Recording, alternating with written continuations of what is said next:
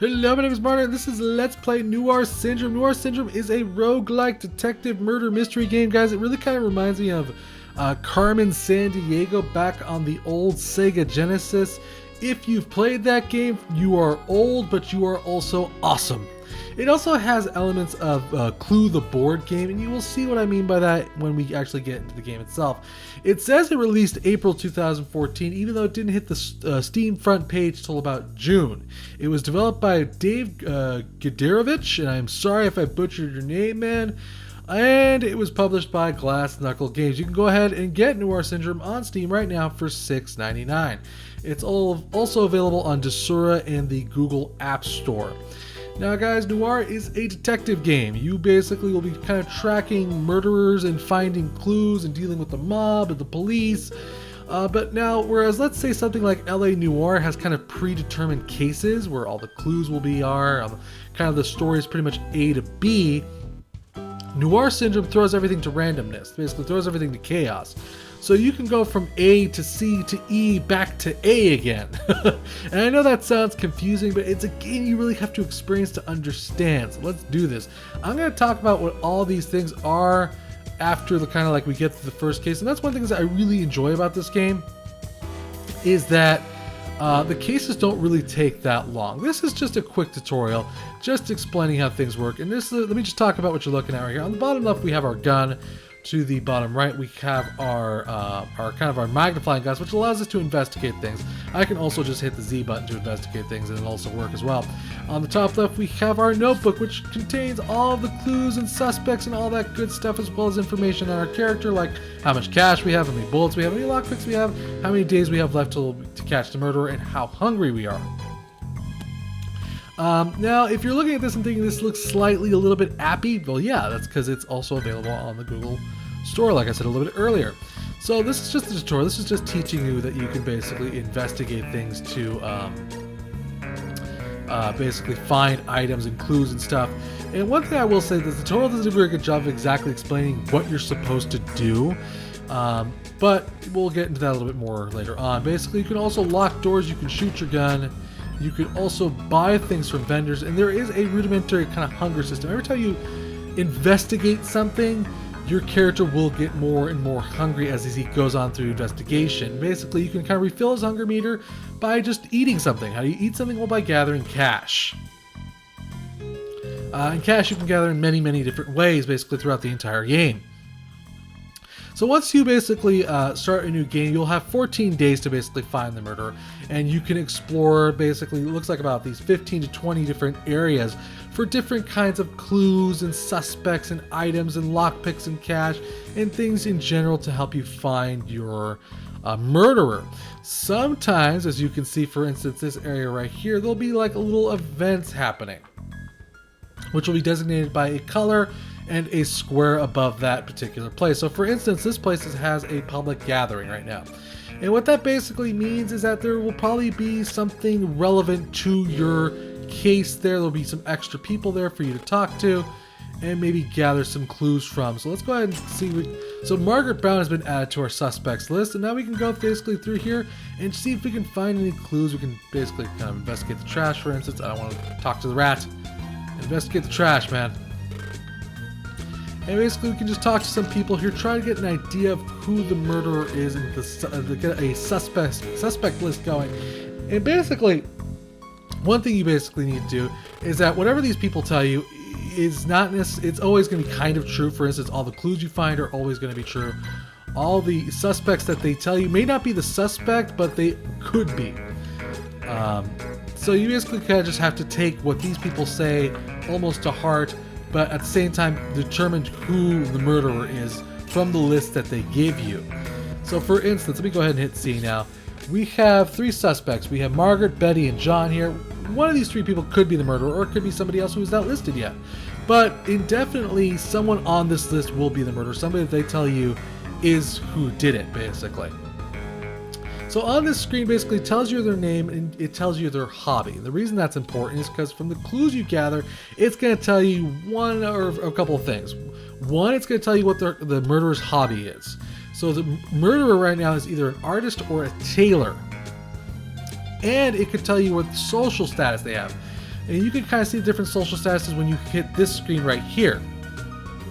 So you can see Margaret is civilian, Betty is a police, and John's in the mob. So basically, it'll tell you what their social status is also in the clues that we gather as well. So let's go ahead and talk to everybody here. I don't know why anybody would gather up in this place. This is kind of a weird place to have a social gathering at. But hey, they're here. So we also found a leather wallet, which gives us the access to the fact that they're either a civilian or a police. Now, we are not anywhere near close enough to make any kind of, obviously, assertion as to who this suspect is. Hold on, no. Damn it, no, I want to talk, no! Oh, good lord, and I accidentally went to the sewers. That's okay, though. Because just because you make a mistake doesn't necessarily mean you're doomed to fail. You could accidentally stumble upon a very vital clue. Which I did not, but that's okay. But that also gives me a chance to show you this guy. This guy can sell you items. Like I said, you can buy food, but you don't always have to necessarily buy food. You can also buy lockpicks. Unfortunately, though, I don't have enough cash. I have $5 in my wallet. So we kind of did screw up there. We didn't really find anything. And as you progress through the days, you have 12 days left, for instance, the murderer will continue to murder people. And we will need to find more clues and try to stop them. Balancing between hunger and our using lockpicks that allow you to get deeper into certain areas. So let's go ahead and head towards the police station, which is where the murder was. Wow, this person's ballsy as hell. Killing somebody at a police station. Damn. And different events will take different instances. If there is a murder at some place, the people will be all evacuated for that area. And basically, because there's a crime scene, basically, and you will have your chance to kind of just go in there, investigate by yourself. And different events, basically, will just do different things to certain areas. But it looks like we've gotten all the clues we could out of this place. We are officially now kind of hungry, and you can go all the way till about basically starving to death before you die. And you will die if you don't eat, by the way. So now we know for a fact that, for instance, okay, whoever we're looking for is a civilian. Because between all the clues we can see civilian or mobster or civilian police. Well, the most consistent thing is civilian. So we can pretty much safely say that our target is a civilian. And you kind of just have to use your skills of deduction, basically, to just figure this out. So let's see. Margaret Brown, is she an artist? She is. And she's a civilian. Now, I could jump to conclusions and go to arrest Margaret Brown off of those two clues, but it could be a mistake because there's still many more clues to gather. But it also, there is a way that the game kind of keeps tally of what you're doing, basically, and there is somewhat of a rudimentary score system. But I'm not exactly sure that she's the one. So we'll go ahead and go to a speakeasy here. If you're not familiar with what speakeasy is, that's basically where a bunch of people went to get drunk. And there's little things in each area that are kind of neat. Like, for instance, speakeasy here has like a little bit of a gambling thing going for it. For instance, a game of rolling dice. Roll an 8 or above to win some fat cash. We'll just spend whatever roll we have. Oh, we lost, and we basically have officially, I think, no more cash. Oh, we have $17 worth of cash. That's nice. And we can also buy, let's see, I think we can also buy a drink downstairs. Selling a cannoli, I'm sorry. We'll buy a cannoli and we'll suddenly feel normal again. Which is super freaking sweet.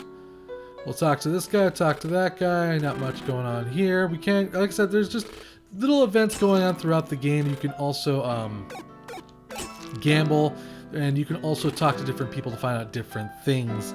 Like, there's a place where you can go to and you can actually pay money to find a clue or get a bullet. Anyways, we got another clue. So now we know that our character, our murderer, is not an artist, which would have been a mistake going after Margaret Brown. Because the most common denominator now is that it's a tailor. As you can see, it's either going to be a tailor or a dancer, or an artist or a tailor. So it's going to be a tailor, guys. The only tailor we have is Virginia Johnson. But is Virginia Johnson a civilian? No, she is not. She is part of the mob. So again, we can kind of take the idea that, well, it's not going to be Virginia Johnson. It's going to be somebody else. Which means that we need to gather more clues, visit more areas, and try to gather more... Dude, get out of the way, please. Get out of the door. There we go. Gather more clues. And guys, like I said, there is also like a gun aspect. I haven't really found many uses for my gun. I really haven't at all had to kill anybody, actually, to be honest with you. Let's go ahead and head to the diner. Even though it says something fishy's going on at the sewers, I never really had any luck finding anything at the sewers. I'm gonna go ahead and go to the diner though. We found some cash. Lewis Smith has been added to the suspect list. We'll go over here. We found male fingerprints, which now officially brings that down to a male suspect. I'm pretty sure Lois is a man's name though. It doesn't really matter because Lois is not a tailor. So now we're looking for a male tailor who is a civilian. As you can see, now it's becoming a kind of an aspect of just finding more suspects, because we definitely have enough clues. But we just need to find more suspects. And I find that basically kind of just going around and talking to different people in highly populated areas, for instance, the market, can lead you to more suspects. Sometimes it won't lead you to crap, though. I mean, to be honest with you, there's been times where I've found absolutely nothing in the market. But that's just like one thing I really enjoy about this game. There is no A to B. There's really, you can kind of go at the game at your own pace. One thing I will say, though, is that it's kind of annoying when these guys stack up on top of each other. So we got a new suspect, Thomas Hill. He's a driver, but he's not his tailor. So again, it's not him. And you get the basic idea of how you kind of go around trying to find what it is you're looking for, clues, and narrowing who your suspect is down. There's just a lot of different kinds of diverse areas. There's also these things called badges in this game, guys, which basically what the badges are kind of like almost like achievements in a way. You can kind of aim to go after them, and what they do is, for instance, like one badge was to avoid any area with rats in it throughout the entire case and solve the case, which I already got. One of the badges will be to solve 50 murderers. One of the badges will be to kill 250 people with your gun. And basically the badges, what they do is they're kind of like essentially almost like a progress bar, basically, because it has a little bit of almost, it does, some things do carry over. The more badges you collect, the more higher level you get, which allows you to get more access to, for instance, money or lockpicks or bullets. And that's kind of a way of helping your character progress forward. And if you get enough badges, you can jump into hard mode. And I can imagine maybe a little bit more action would take place, a little bit more in hard mode. I'm not 100% sure about that. But we'll go ahead and check out the mechanic shop here. There's been a murder. We definitely have enough freaking clues, I think. Alright, we definitely have enough clues. So we know this guy is definitely civilian. Alright. So now we need to just get a suspect list going here. And the way you do that is you just kind of just need to be smart and kind of try to visit highly populated areas. For instance, mob takeovers are pretty good for that. We don't want to visit crime scenes anymore because we don't need clues. What we need are suspects. Mob takeovers are pretty good for that. Police sometimes. Just areas with lots of people in general are going to be better for rounding out your suspect list here. We didn't really get much. Let's go ahead and talk to this chick. The sewers sounds fishy. That sounds nice, but I need suspects. Give me suspects. Are you kidding me? Alright, we're going to eat a bag of prunes a couple of times. We're going to feel normal. And as you can see, the games start progressing. If you progress down to just day 1 and you haven't gotten a good idea who your suspect is, you're kind of screwed. Because, for instance, even if you kill the guy by accident, like you get lucky, for instance, it doesn't count. You need to catch him. You need to arrest him. So we did get one more suspect here, so that's good. Let's talk to her. She did not have a suspect. Occasionally, you'll find kind of crazy random bonus side objectives. Like, for instance, you can break the law in this game. So I'm going to go over here, for instance. I think I have enough. Let's see. Pretty sure I have enough lockpicks. 4 lockpicks. I broke into the bank vault here. I'm going to rob it. And I got shot. As you can see, they shot me, even though I got 84 bucks. I did unlock a badge, though, so at least that's something. The culprit was Kenneth Clark. That sucks. But I just wanted to show you that you can do crazy crap in this game. You don't necessarily have to follow the idea of basically going after suspects.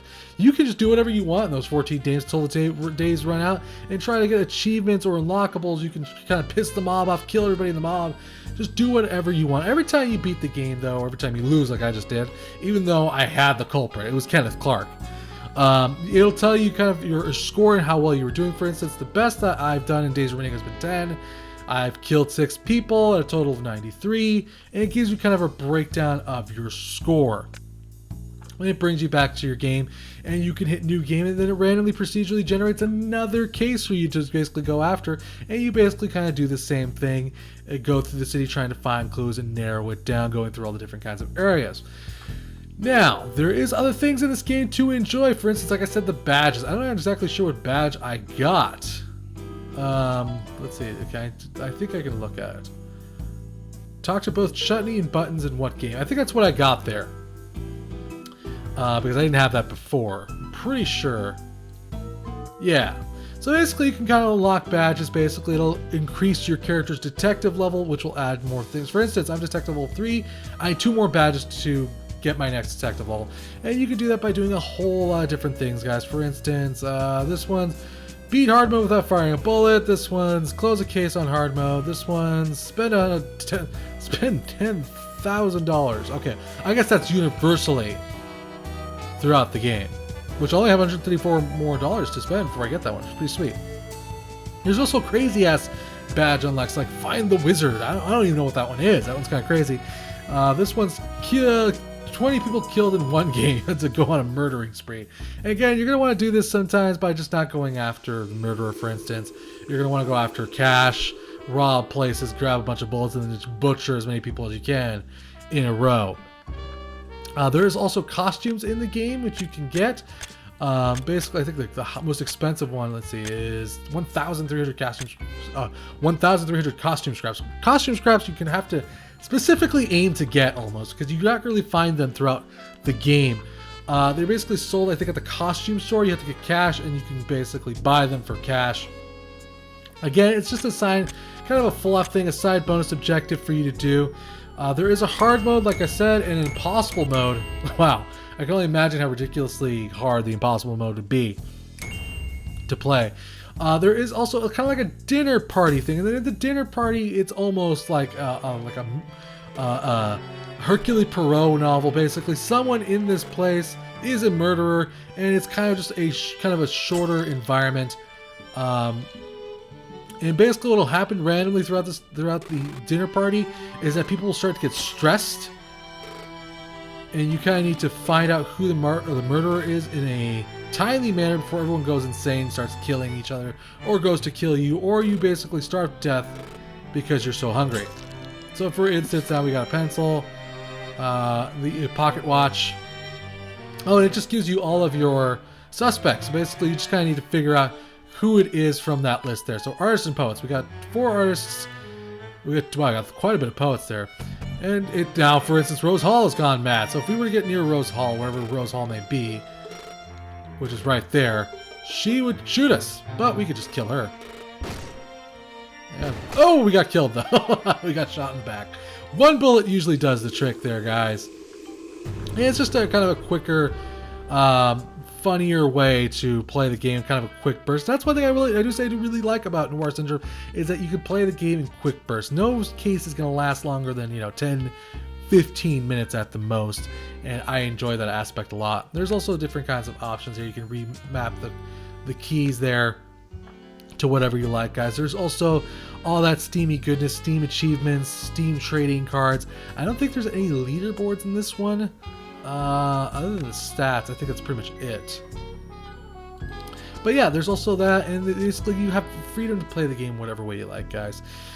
So there you go, guys. Noir Syndrome is not your typical detective game. It has a lot of replayability, and I enjoy that cases are kind of, like I said, really quick and solvable. One game, really fast.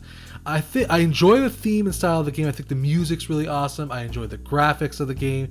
All those little, of course, pixel graphics are really adorable. If I had one thing I wanted, guys, it would maybe be a bit more variety in the game. Hunting down suspects and targets sometimes gets pretty repetitive, at least on normal. Then again, like I said, I haven't tried hard, and things maybe change a little bit more in that mode. I'm not sure. Either way, the game is fun, and there is quite a bit to chew on here, guys. So give this game a shot. I think you will enjoy it. Big thanks to the developer for a chance to review this game. Thank you for watching. Remember to subscribe, and I'll keep bringing you awesome indie games, guys. Till next time, play more indie games.